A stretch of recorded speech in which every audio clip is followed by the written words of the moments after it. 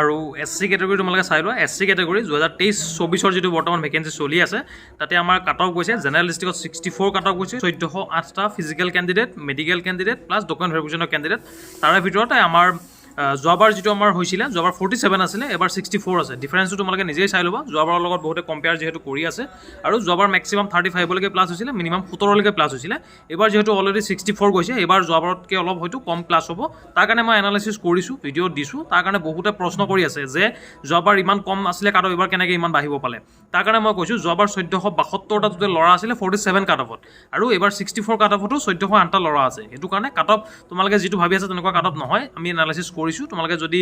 বিশ্বাস নকৰা তেন্তে যেতিয়া ফাইনেল মেৰিট লিষ্ট আহিব তেতিয়া নিশ্চয়কৈ গম পাবা আৰু যোৱাবাৰ হিচাপত যদি আমি কওঁ তেন্তে মিনিমামটো 10-12 একেবাৰে যদি ভাল এটা কেটেগৰী আমাক যদি লাগে ভাল এটা ফ'ৰ্চত যদি লাগে তেন্তে সিমান এটা প্লাছ হ'বই হ'ব বাকী ল' কাট অফ কিমান যাব সেইটো অলৰেডি মই ভিডিঅ' দিছোঁ চাই ল'বা তোমালোকে